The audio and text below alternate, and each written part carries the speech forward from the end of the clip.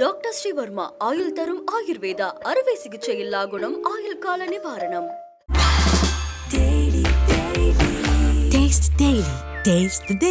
உங்களுக்கு ஆரஞ்சு தோல் மாதிரி போர்ஸ் இருக்கா? அதை கம்மி பண்றதுக்கு உடனே WhatsApp 10% நயசினமைட் சீரமை யூஸ் பண்ணுங்க. சேஸ் பண்ணி இப்போ அந்த பசங்க முதல்ல பண்ண ஒரு வயலேஷன் என்னன்னா ராங்ஃபுல் ரெஸ்ட்ரெயின்ட்னு சொல்லுவோம். இப்போ சேஃப்டி விமன் சேஃப்டின்னும் போது டெஃபினட்டா அது விமன் சேஃப்டி பிரீச் தான். ஒரு சென்னை சிட்டிக்குள்ள ஒரு பொண்ணு சேஃபா ஃபீல் பண்ணல, ஏதாவது ஒரு வீட்டை திறந்து உள்ள போயிடலாம் வா அப்படின்னு ஒரு இன்டிமிடேட் பண்ணக்கூடிய ஒரு இடத்துல ஆண்கள் இருக்காங்க. அவ்வளோ பதட்டமான ஒரு சூழல் இருக்கக்கூடிய ஒரு மாநிலமா தமிழ்நாடு இருக்கா இல்ல நாடா இந்தியா இருக்கா அப்படிங்கிற ஒரு கேள்வி நமக்கு வருது.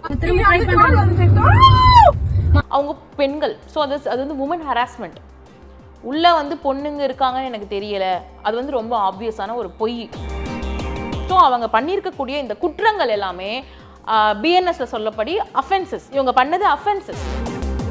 திரும்ப திரும்ப திரும்ப அந்த பொண்ணு பாதிக்கப்பட்ட பொண்ணுங்களை பிளேம் பண்ணதான் இருக்காங்களே தவிர அந்த இடத்துல உங்க வீட்டு பெண்கள் இருந்தா என்ன பண்ணிருப்பீங்க? ஈவ் டீசிங்க்கு இருக்கு, இந்த கேட் காலிங்க்கு இருக்கு, ஹராஸ்மெண்ட்க்கு இருக்கு, எல்லாத்துக்குமே பனிஷ்மெண்ட் இருக்கு. ஒரு பொண்ணுங்களை வந்து கார்னர் பண்றது இதெல்லாம் ஹீரோயிசம் நினைக்கிறாங்க. ஹீரோயிசம் கிடையாது, அஃபென்ஸ். இவங்க இது வந்து ப்ரூவ் ஆயிடுச்சுன்னா இவங்க பேர் கிரிமினல்ஸ்.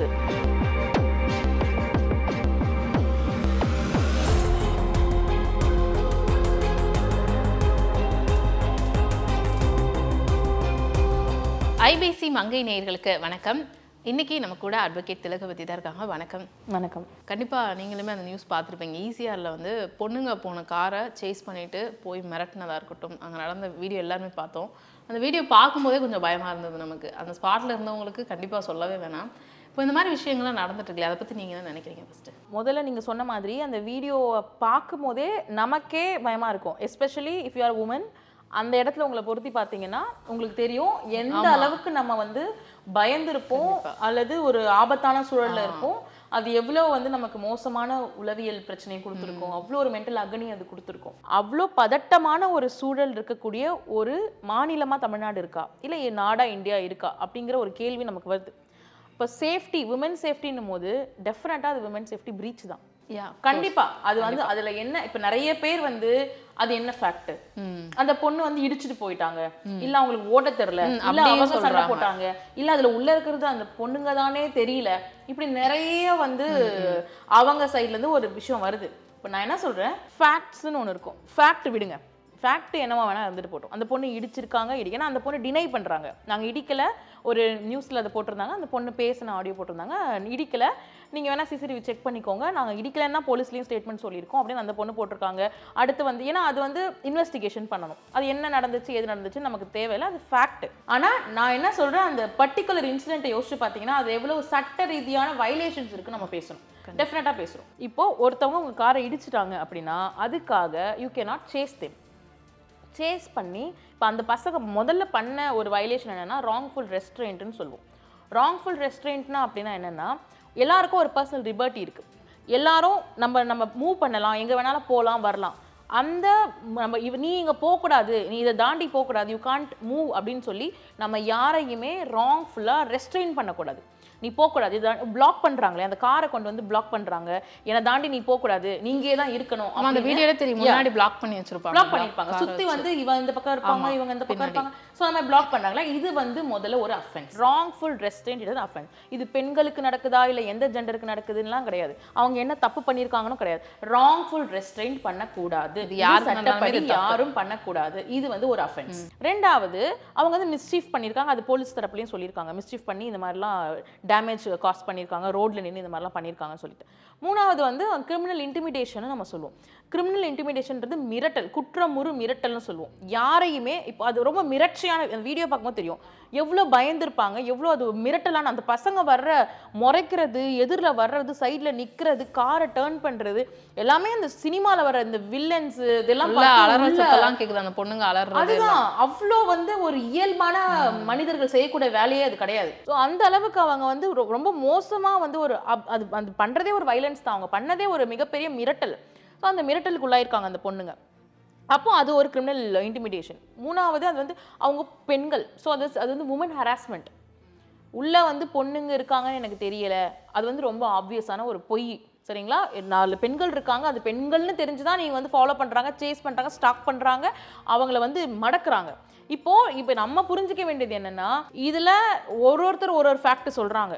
ஆனா இதை எது உண்மைன்றது போலீஸ் என்கொயரி பண்ணணும். அவங்க உண்மையான அதுக்கான என்னென்ன நடந்துச்சோ அதை வந்து அவங்க ரிப்போர்ட்ஸ் பண்ணணும். அது வேற. அதை நான் என்ன சொல்றேன்னா, ஒருத்தவங்க இடிச்சிட்டாங்க, காரை இடிச்சிட்டாங்கன்னா நீங்க என்ன பண்ணணும்? வண்டி நம்பர் நோட் பண்ணணும்.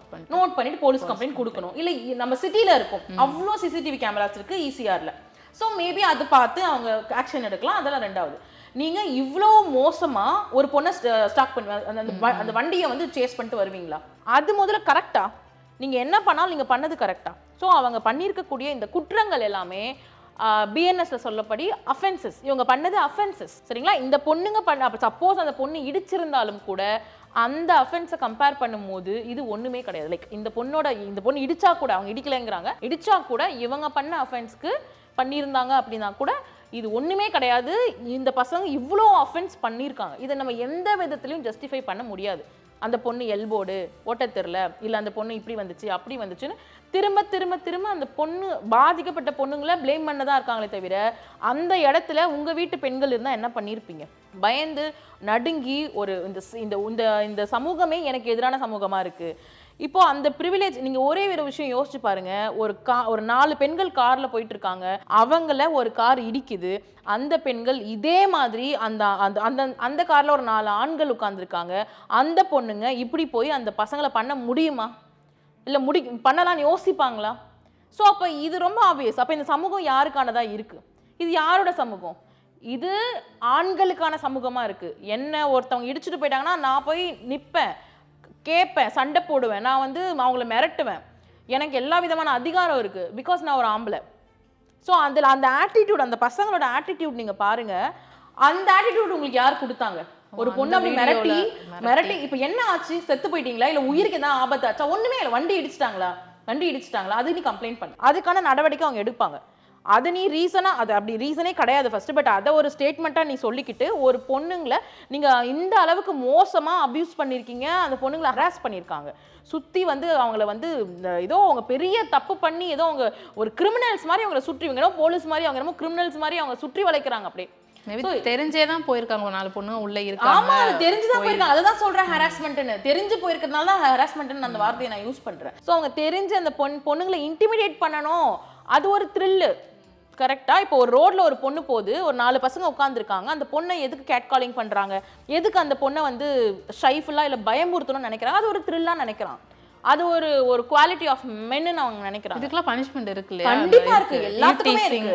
ஈவ் டீசிங்க்கு இருக்கு, இந்த கேட் காலிங்க்கு இருக்கு, ஹராஸ்மெண்ட்க்கு இருக்கு, எல்லாத்துக்குமே பனிஷ்மெண்ட் இருக்கு. நான் என்ன கேட்கிறேன், பனிஷ்மெண்ட்ஸ் மட்டுமே ஒருத்தவங்களை மாத்தாது. இப்போ இதுக்கு சப்போர்ட் பண்ணி பேசுறாங்க பாத்தீங்களா? இந்த ஆண்களோட மனநிலை என்னவா இருக்கு?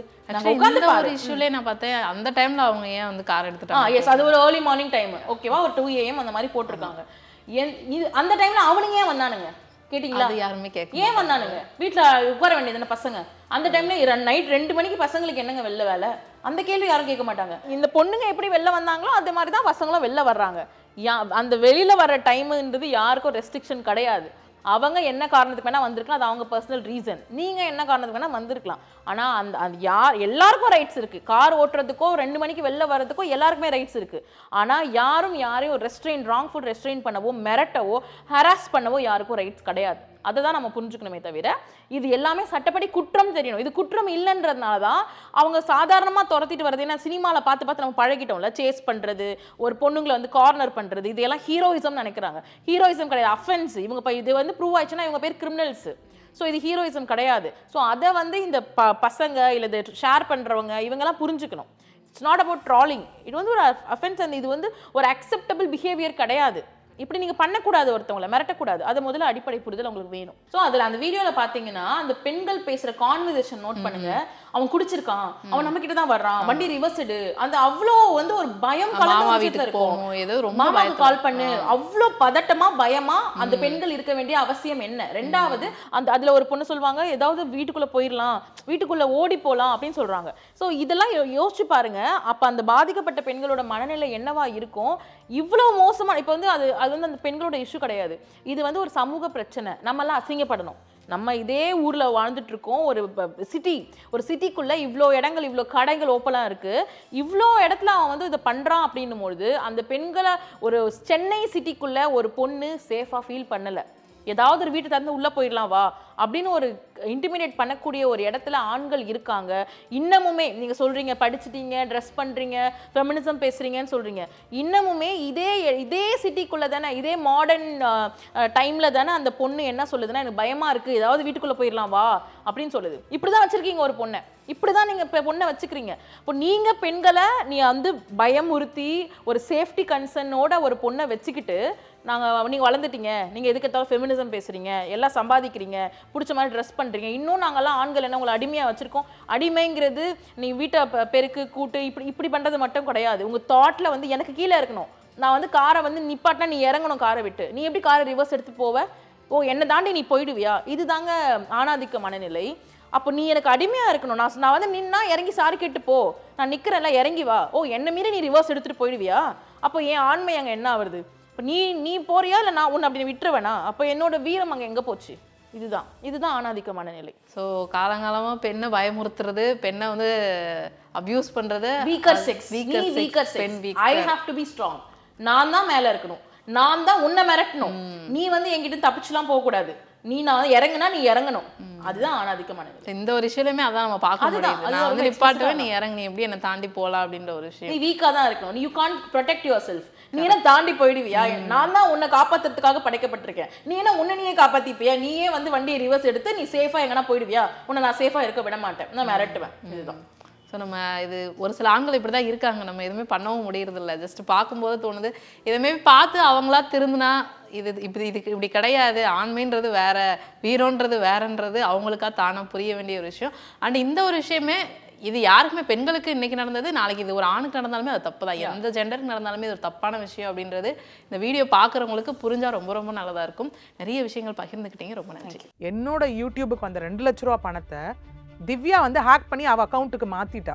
அதை கேட்க போய் தான் மேடம் இதை உள்ளே வந்து கொண்டு வந்துட்டாங்க. திவ்யா யாருங்க அவ்வளோ நல்லவங்களா அப்படின்னு பார்த்தா திவ்யா அவ்வளோ நல்லவங்க கிடையாது. 2020 அவங்க உள்ளே போயிட்டாங்க. இவ்வளோ அசிங்கமான பல விஷயங்களை செஞ்சுட்டு எப்படி சித்ரா வந்து தைரியமாக போய் கேஸ் கொடுக்குற வரையும் போனாங்க. 4 பேரும் ஈக்குவலாக தான் இப்போ என்ன பண்ணியிருக்காங்கன்னா, ஜுடிஷியல் கஸ்டடியில் எடுத்து ஸ்ரீவில்லிபுத்தூர் இதில் கோர்ட்டில் எடுத்து ஜெயிலில் அடைக்கப்பட்டுட்டாங்க 4 பேர். அப்படின்னா ஒரு பக்கம் அரெஸ்ட் பண்ணது உண்மையான விஷயம் தான். அதை பார்க்க போனால் 6 பிரிவுகளின் கீழ் வழக்கு போடப்பட்டிருக்கு. போக்சோவும் உள்ள இன்க்ளூட் பண்ணப்பட்டிருக்கு. அவங்க ஃபோனை நான் பிடுங்கிட்டு வந்து பார்க்கும்போது இந்த மாதிரி நியூடு வீடியோஸ், அதான் 200 ஆடியோ வீடியோஸ்ன்னு இருந்தது. அவங்க இடத்துல திவ்யா சொல்கிறாங்க, காசுக்காக நான் என்ன வேணால் பண்ணுவேன், என்ன எக்ஸ்ட்ரீமுக்கு வேணால் நான் போவேன். 2வது வந்து கார்த்தியை நிஜமாவே நீ கல்யாணம் பண்ணியா அப்படின்னும் போது இவங்க கார்த்தி லிஸ்ட்டு பார்த்தீங்கன்னா, அது சித்ரா வந்து கார்த்திகிட்ட பணம் கொடுத்து 1 லட்சம் கொடுத்து இந்த மாதிரி 3 பாய்ஸை கூட்டிகிட்டு வந்து, அதுவும் 18 இயர்ஸ் கீழே இவங்கள கூட்டிகிட்டு வந்து இந்த மாதிரி, நான் ஒரு ஆக்டருங்க, கண்டென்ட் பண்ணி கொடுக்க சொன்னாங்க, பண்ணி கொடுத்தேன். சரி இது தப்புங்கிறீங்கல்ல, அப்போ விட்டு படத்தில் நடிக்கிறாங்களா, அப்போ அதெல்லாம் எந்த வகையில் தப்பாகும்? நாங்கள் இந்த கண்டென்ட்டை தாண்டி செக்ஷுவல் விஷயத்தில் ஈடுபடுறப்போ ஆகாஷும் கார்த்தியும் நானும் ஒன்றா இருப்போம் அந்த இடத்துல.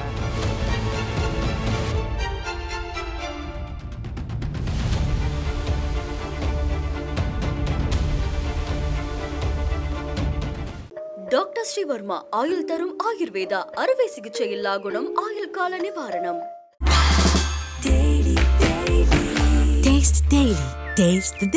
உங்களுக்கு ஆரஞ்சு தோல் மாதிரி போர்ஸ் இருக்கா? அதை கம்மி பண்றதுக்கு உடனே வட்சப்பதமோட 10% நயசினமைட் சீரமை யூஸ் பண்ணுங்க.